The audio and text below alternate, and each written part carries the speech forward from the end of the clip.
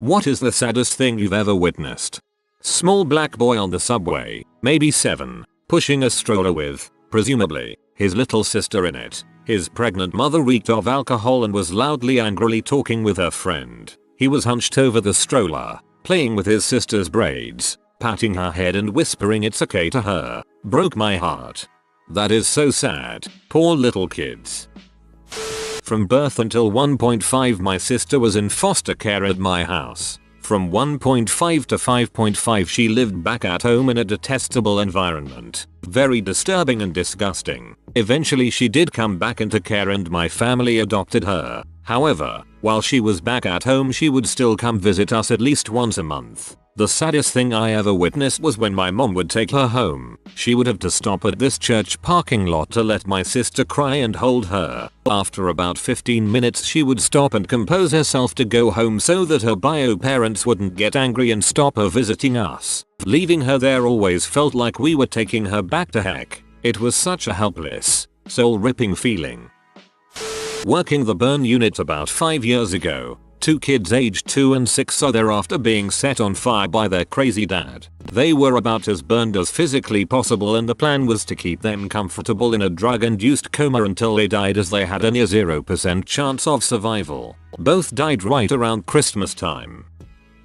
I've seen worse stuff, but the one memory that really sticks with me as being incredibly sad is when I saw mother deer standing over her fawn that had just been hit by a car. The doe was kind of pacing around it, nudging it with her head as if trying to get it to wake up. She had this air of confused and sad disbelief, like she didn't know what to do with herself other than keep trying to get her little baby to stand up and keep walking with her. My mother bred corgis a few times and our Tasha acted that way to her pup that died and eventually gave up on it. I watched my dad battle cancer for 10 years. The last few months were the hardest. He was on so many different medications he hardly knew what he was saying anymore. He'd often forget my name, or where he was, or even what year it was. Anytime I got sick I had to wear a doctor's mask to go see him, because his immune system was so weak. But the day before he died, as I was walking out of the room he called my name, and attempted to wave me over to him. He was too weak to lift his arms. When I walked over to his bed he told me I love you, and started to cry, until he fell asleep. The next day he passed away. I was 16. Hug.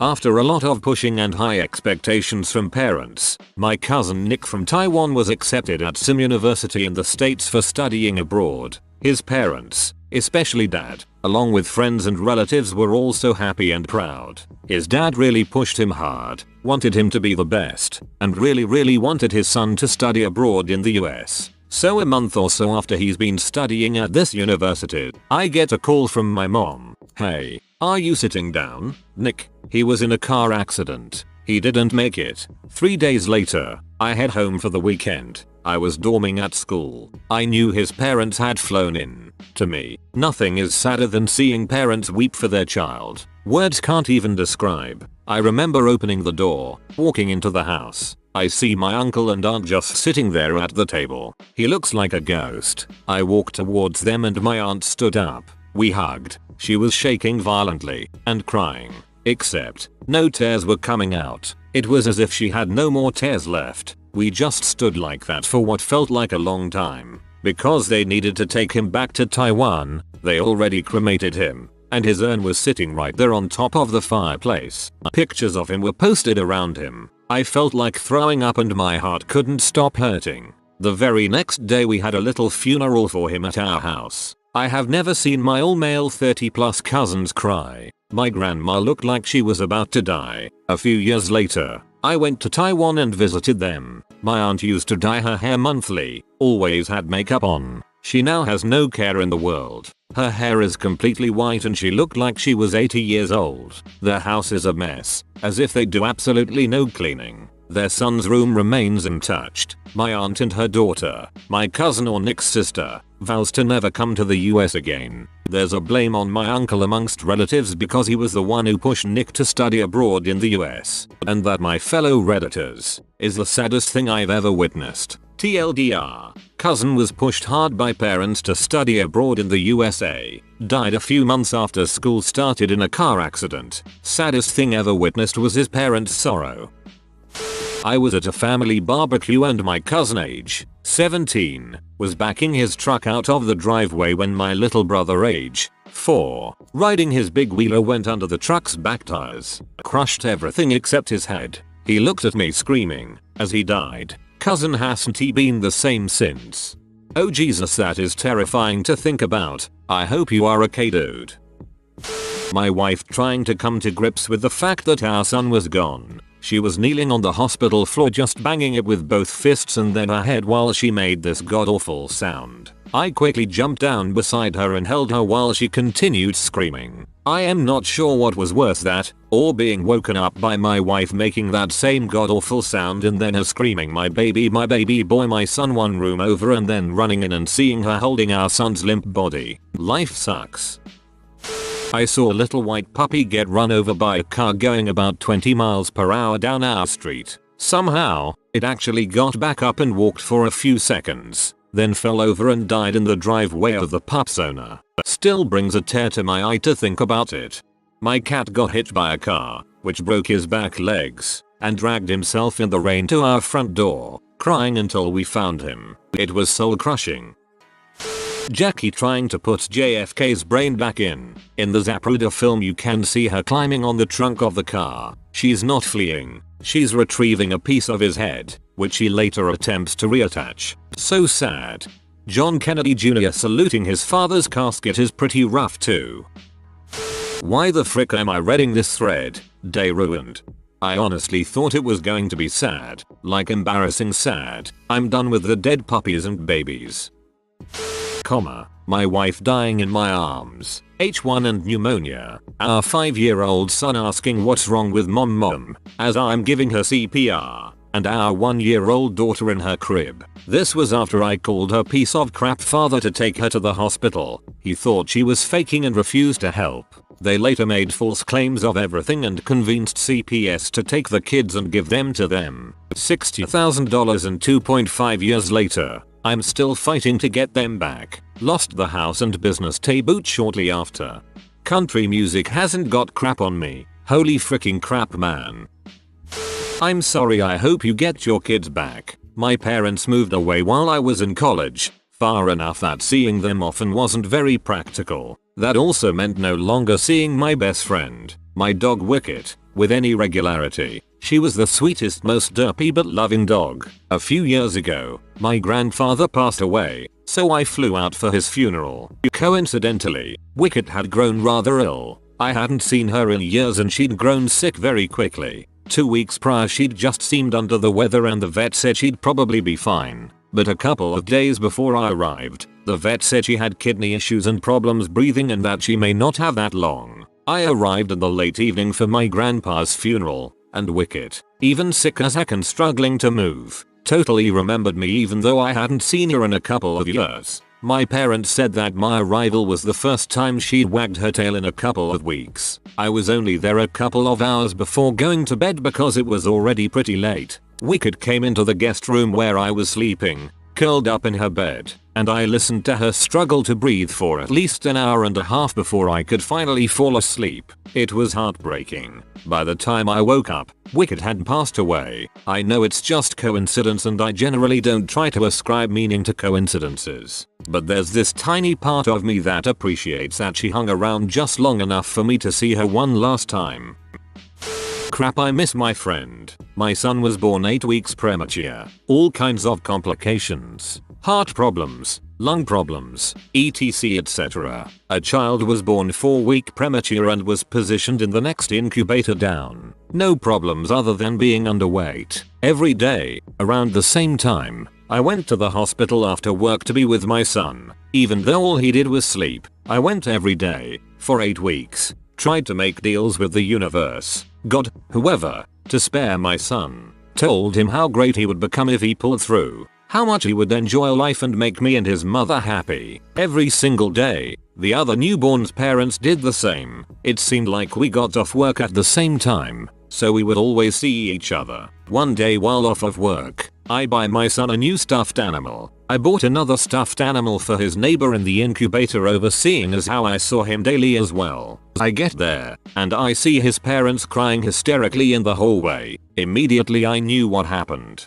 I go into the room to see my son, and the space was empty where the other newborn was. I never did see that family again. I still have that stuffed giraffe I bought for the other little guy. Every time I see it, I cry a little, having to put someone else's dog down while they're out of town. Granted, the dog was old and her organs were shutting down, but I felt like the biggest letdown in all history. And right before they shaved her paw to put her down, my mom turned to me and said, "Don't cry, honey. Look happy for her. You're going to be the last face she'll see." I know my mom meant best, but God. That line made me lose my crap. That line made me cry. The hardest thing I've ever seen was a 2-year-old girl die in a house fire. I'm a firefighter. It was not assigned search on that day. The search team brought her out. We determined she was dead, and I was assigned to guard the body. I'd seen plenty of dead people before, but nothing like this. Good God. You know how in war movies everything goes silent and time slows down? I thought that was dramatic effect, but it's not. That crap really does happen. I saw everyone running in slow motion. I heard the blare of the evacuation horns. I even heard myself yelling for the troopers in the third person. Then I watched the mother simply collapse when she was told what happened. By far the saddest thing I've ever been part of. It's been tested before that during stressful situations like this that your brain and eyes speed up so you see everything slower and are able to think quicker. At my grandfather's military funeral, the moment they handed the folded flag to my grandmother. I'm 5 months pregnant and expected this thread to be a cry fest, but remembering that moment from my own grandfather's funeral is what did me in. A pregnant woman in her 3rd trimester buying drugs from a man on the subway. I brought some food and school supplies to a homeless family, 3 kids, 2 adults, living in a really old and dilapidated camper. The father started crying out of gratitude. I held it together until I drove away and just lost it. I cried all the way home, bumping into an elderly man in the supermarket. He asked my mother how he would cook a certain piece of meat. After a bit of a chat he told my mum that after 50 years together, his wife had just died. He was learning how to live on his own.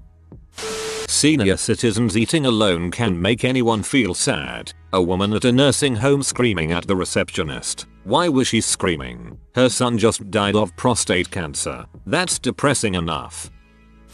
The fact that it happened on Christmas made it worse. My mother was struggling with breast cancer and did all she could to reassure me that everything would be fine. She was doing radiation and chemo. I came home, thinking she was fine, and found her in a bathtub filled with ice water sobbing because the treatments hurt her so much. That was the most vulnerable I have ever seen my mum, and it hurt my soul to the core. The good news, she kicked its butt and is now alive and well with a pair of bolt-ons.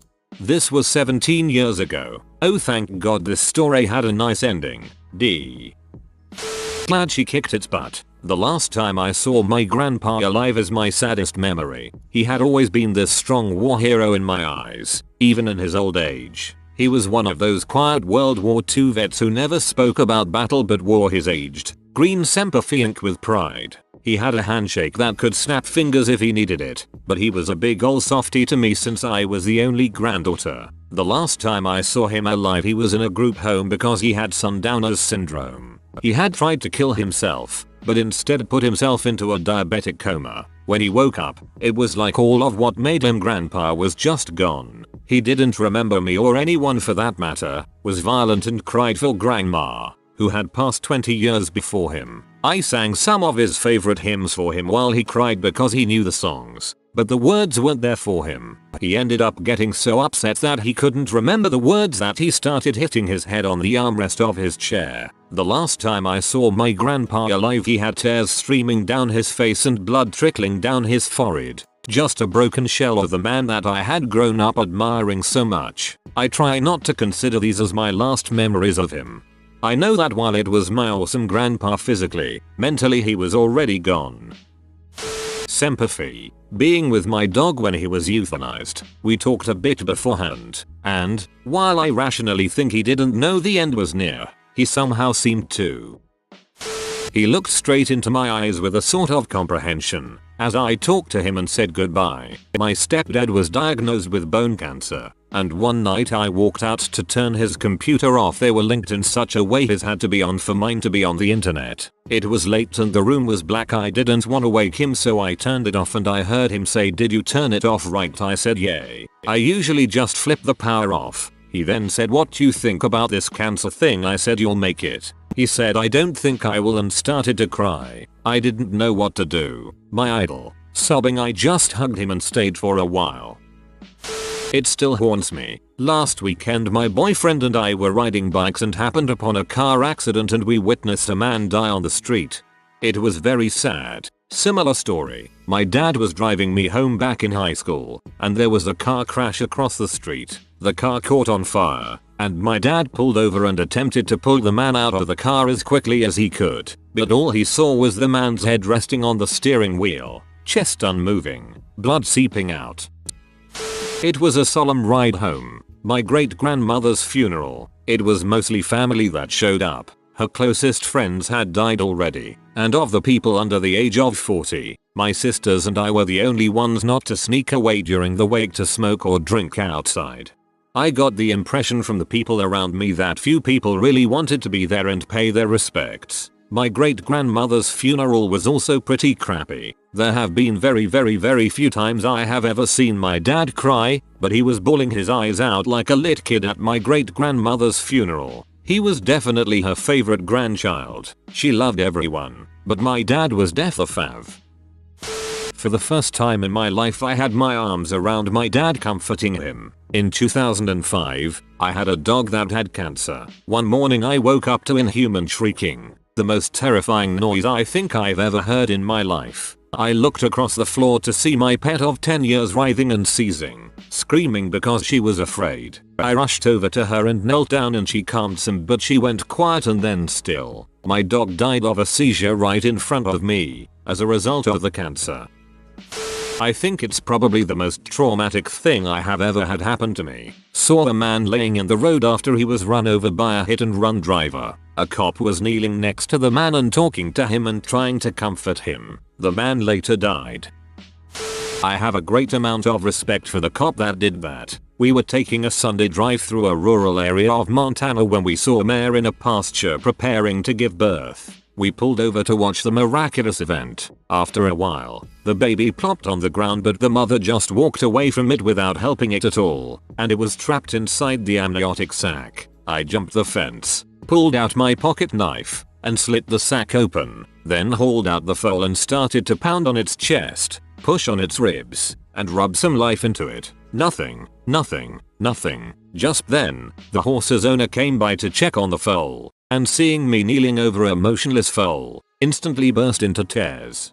We knelt together in the grass, holding on to each other, mourning a baby horse that never took a breath.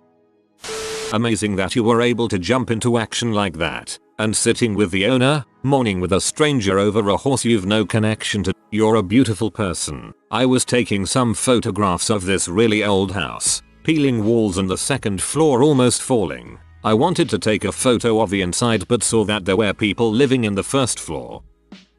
This old woman came and asked me if I was going to photograph her, and I said if you would let me. She said they photographed us enough but no one ever helped. My mother left the house one day to go to the store. She returned about 5 minutes later, just sobbing uncontrollably. Mom isn't the sort to break down over nothing, much less that badly, and she managed to keep it under control till she was back in the house. But it took the better part of half an hour before she was able to explain. She'd gotten down the street and was waiting to turn left onto a major street. As she's sitting there, a pickup goes by. On the opposite side of the road, there's a rope tied to the back of the truck somewhere. There's a dog tied to the other end of the rope. It was trying so hard to keep up, she said. She had no way of knowing if it was a deliberate act, or if perhaps the dog had been in the truck bed and gotten out at some point. But she couldn't get across the traffic to help, and she just couldn't bear the thought of what might happen to it.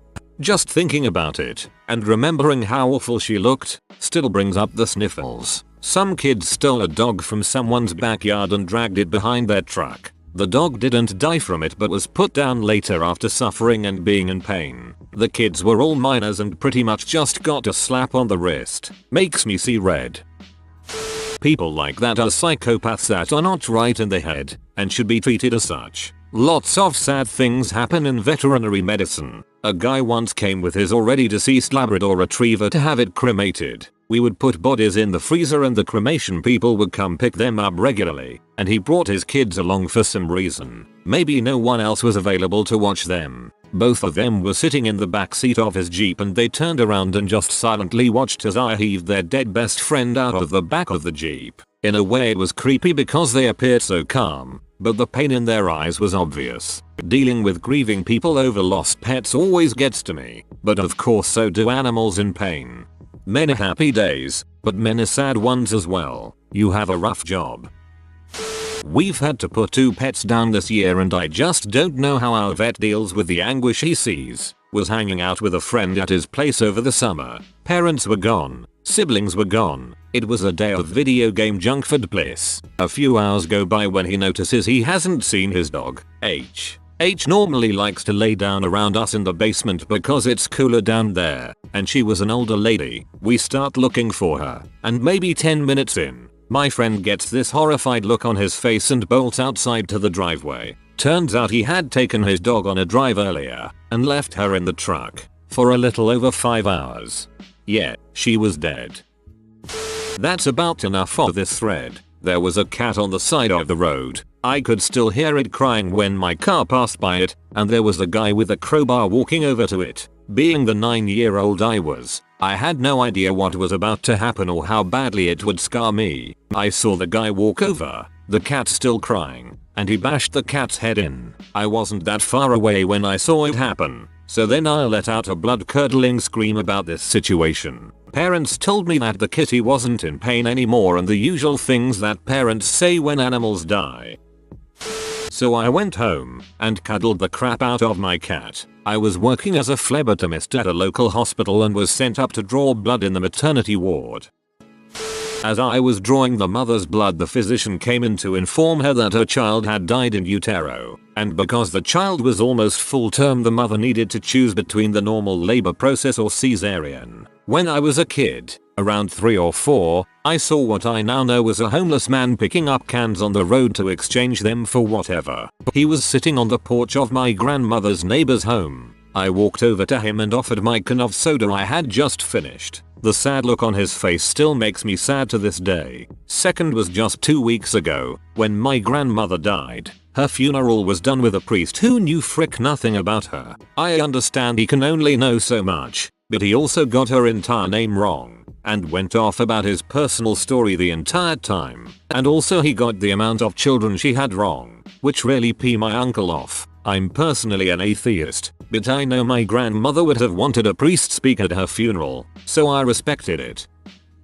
But if she was there, she'd probably have kicked his butt. A friend and I were sitting in a small field next to a store after buying some candy after school. All of a sudden a squirrel with a twisted neck walks right up to us and just sits looking at us. Instinct told us that the little guy needed help dying, but we had no way to give it. We were just kids and freaking out. I had a small Swiss Army knife, but there was no way I was going to stab the little guy to death. Meanwhile the little guy started convulsing. I started crying and handed my knife to my friend asking him to kill the little guy, and he said no, he can't. I ended up walking over to the back of the store and grabbed a brick that they were using for construction, walked back and killed the little guy. I cried for weeks. I remember seeing this kid sitting in a small field one day looking at this poor disfigured squirrel. Then I saw the little crap bash the squirrel with a brick and kill it. Just tore me up. I was in the car with some friends leaving a shopping parking lot. We were driving right along the storefronts and there was an elderly couple walking out of a Goodies, and I was watching them as we drove past, thinking about how incredible it must be to be so in love in a companionship in that stage of life. I watched them in the rear view mirror and then saw the man's knees buckle, and then he face planted right on the edge of the curb, blood spilling everywhere. I immediately stopped the car and ran to the scene and started yelling for someone to call 911. A nurse was in the lot and heard me. Luckily, The little old woman kept bending over trying to hold his hand, and she just kept saying, "Don't leave me. Don't leave me here. I'm still a teenager, and that kind of scenario is my biggest fear. I don't want my future wife to be left alone if I die, and I don't want to be left alone if she dies. But, unfortunately, it's likely that we won't get to die at the same time. One of us will have to die before the other, and that tears me in two. Watching my boyfriend lose his mind to schizophrenia over a few years as I tried to take care of him, he eventually believed I was the one that was after him, and it became very dangerous. I loved him so much, but so I became a rage addict, and I listened to my parents tell me how they have failed every day. So sorry mum, that freaking sucks. I had a similar experience with a very serious girlfriend. The combination of being a Jehovah's Witness and schizophrenia did not do good things to her. The last time I saw her before she was committed by her father, she was rocking in her garden carving my name in the mud with a spoon. I wasn't allowed to see her after that. My grandfather lying in the hospital in the last stages of lung cancer. We came to see him and hopefully cheer him up, but by that time he was too far gone to even acknowledge our presence. You know how people are always talking about someone being skin stretched over a skeleton? That's the state he was in, staring into the distance and breathing hard like he was running away from something. A few days before he had looked almost normal. Somehow it looked like he lost 50 pounds in 3 days. I've never been so sad and terrified at the same time. I broke down sobbing in the hallway outside his room. He died the next day, and by then, it was a blessing. For you smokers out there, watch someone die from lung cancer. Instant addiction cure. A man dying of prostate cancer screaming in pain. One day at work I heard this loud scream. A lady screaming no no and then hysterical crying. I walked out into the hallway to see a co-worker who just received a call saying her father died. My cousins breed dogs over in Sacramento, and they brought over a litter of Cockapoo's. SP. One of them had a hole in the roof of its mouth and we had to feed it with a bottle. I knew that puppy wanted to live because it kept looking at me every time that it was having trouble breathing or swallowing. It had this shimmer in its eye, as if it knew that it wasn't going to live. I was feeding it, and after about 10 minutes, it started choking, and died in my arms at 2 weeks old. The distressing stare from a dead friend. He tried to defend his sister during a robbery. If you are new to the channel, you can subscribe. I publish new videos every day. Until then, check another video.